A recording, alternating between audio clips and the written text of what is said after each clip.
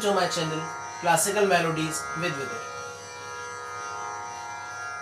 आज हम एक और बहुत ही इम्पोर्टेंट टॉपिक पर बात करने वाले हैं। वैसे तो ये सबसे ज़्यादा बेसिक टॉपिक है म्यूज़िक के लिए, खासकर क्लासिकल म्यूज़िक के लिए, क्योंकि क्लासिकल म्यूज़िक असल में है क्या? सबसे ज़्यादा खूबसूरत, सबसे ज़्यादा खूबसूरती से प्रेजेंट किया हुआ, सबसे ज़्यादा खूबसूरती से दर्शाया हुआ ध्वनि का सुंदर कृति ही हमारा शास्त्रीय संगीत है। और हमारे शास्त्रीय संगीत के 3 बेसिक्स हैं: स्वर, लय और ताल। उनमें भी सबसे ज़्यादा इम्पोर्टेंट, सबसे ज़्यादा बेसिक है स्वर। और स्वर कहाँ से आता है, आज हम उसी के बारे में बात करने वाले हैं कि स्वर की उत्पत्ति कहाँ से होती है, स्वर आया कहाँ से। स्वर की उत्पत्ति श्रुतियों से मानी गई है। श्रुति, श्रुति का शाब्दिक अर्थ होता है सुनने वाला या सुनने योग्य, या जो सुना जाए, वो श्रुति। संगीत में जो श्रुतियां हैं उनकी परिभाषा सामवेद में दी हुई है, श्रुत्वा इतेन श्रुति या श्रुतियेन इति श्रुति, अर्थात जो सुना जा सके या जो सुना गया हो या सुनने के लिए हम जिस चीज को हम सुन सकते हैं वो श्रुति है। संगीत में इससे स्वरों की उत्पत्ति मानी गई है। तो पहले ये देखते हैं कि श्रुतियां कहां से हैं।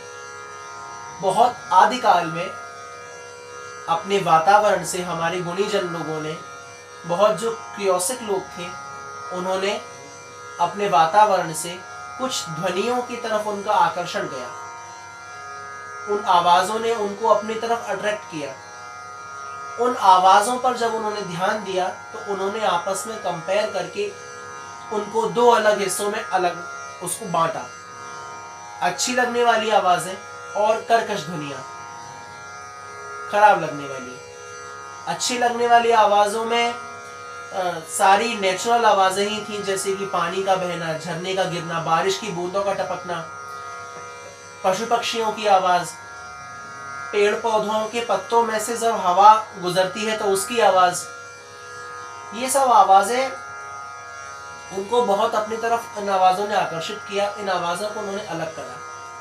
फिर उन्होंने उन आवाजों में से भी 22 ऐसी आवाजें, अभी हम उनको श्रुति या स्वर नहीं बोलेंगे, अभी हम उनको आवाज ही बोलेंगे, क्योंकि उन आवाजों को उन्होंने अलग करा जिनको क्लियरली सुना जा सके और उनके बीच में अंतर स्पष्ट सुनाई दे। बहुत ही ज्यादा मामूली, बहुत बारीक अंतर होता है, लेकिन जो कान का तेज होगा वो तुरंत उस चीज को समझ लेगा, उस अंतर को पहचान लेगा। इस तरह से उन्होंने 22 श्रुतियों की रचना करी। 22 श्रुतियों को अलग अलग विद्वानों ने, अलग अलग गुणीजनों ने अपने अलग अलग तरीके से उसको दर्शाया। इसमें भरत मुनि का भी काफी बड़ा योगदान रहा है। वैसे तो भरत मुनि का नाट्य शास्त्र और संगीत शास्त्र, ये हमारे संगीत के लिए बहुत बड़ी एक, उनकी बहुत ही ज़्यादा बड़ी एक हेल्प है, हमारे लिए बहुत इम्पोर्टेंट उनका एक योगदान है। फिर जब उन 22 श्रुतियों को, उन 22 आवाजों को अलग करा गया तो उनको श्रुति की उपाधि दी गई।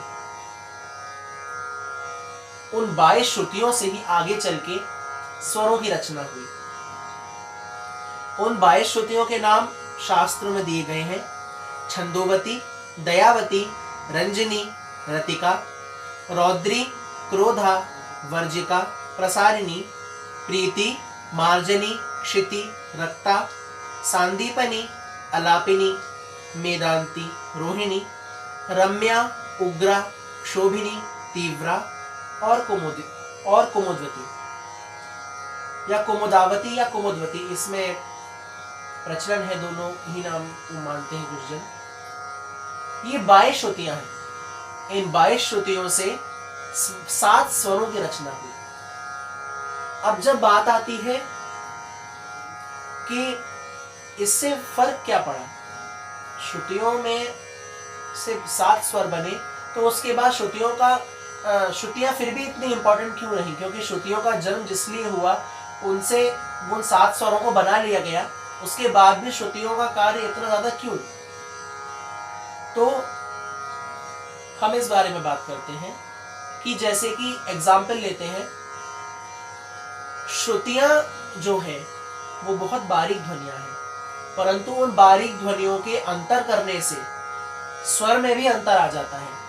जैसे श्रुतियों के अंतर करने से राग दरबारी में जो हम गंधार इस्तेमाल करते हैं उसे हम कहते हैं अति कोमल गंधार, यानी कि उसके कोमल गंधार में और राग काफी के कोमल गंधार में अंतर है। ऐसे ही राग भैरव का ऋषभ वो भी कोमल ऋषभ है, और राग तोड़ी में भी ऋषभ कोमल है, लेकिन दोनों के ऋषभ में अंतर है। दोनों ही कोमल है लेकिन दोनों में अंतर है। ऐसे ही कल्याण का गंधार यानी कल्याण का गा और मारवा का गंधार, इन दोनों में अंतर है। ऐसे ही तीव्र मध्यम की बात करें तो मधुवंती का तीव्र मध्यम और मुल्तानी का तीव्र मध्यम, इन दोनों में अंतर है। दोनों में तीव्र मध्यम इस्तेमाल होता है लेकिन दोनों में ही अंतर है। तो ये अंतर क्यों आता है? ये अंतर श्रुतियों के कारण आता है। किसी स्वर में अति कोमल स्वर इस्तेमाल होते हैं, किसी स्वर में कोमल स्वर से कुछ श्रुति ऊपर, परंतु शुद्ध से कुछ नीचे। उन दोनों के बीच में श्रुतियों का काम होता है। श्रुतियों का इस्तेमाल होने से वो स्वर में अंतर आता है। तो इस तरह से श्रुतियों का फेरबदल करने से स्वर में भी अंतर आ जाता है। भले ही वो दोनों ही स्वर कोमल हो, लेकिन फिर भी दोनों में अंतर आ जाएगा और सुनने वाले को वो कान में भनक उसकी पड़ जाएगी और वो आराम से उस चीज को समझ लेगा। क्योंकि श्रुति वो ध्वनियां हैं जो आराम से, आसानी से, ध्यान पूर्वक सुनने पर सुनी जा सके और उनके अंदर अंतर भी किया जा सके। तो इस तरह से ये 22 श्रुतियां हैं। एक बार उन 22 श्रुतियों के नाम मैं फिर आपको बता देता हूं। छंदोवती, दयावती, रंजनी, रतिका, रौद्री, क्रोधा, वज्रिका, प्रसारिणी, प्रीति, मार्जनी, क्षिति, रक्ता, सांदीपनी, अलापिनी, मेदांती, रोहिणी, रम्या, उग्रा, क्षोभिनी, तीव्रा और कुमुदवती या कौमुदवती, दोनों में ही लोगों में प्रचलन है। जो कहना चाहे वो कह सकता है, परंतु मुख्यतः नाम कुमुदवती है। तो ये 22 श्रुतियां हैं। इन 22 श्रुतियों से ही हमारे स्वरों की उत्पत्ति होती है। इन 22 श्रुतियों से स्वर किस प्रकार बनते हैं वो हम जानेंगे नेक्स्ट।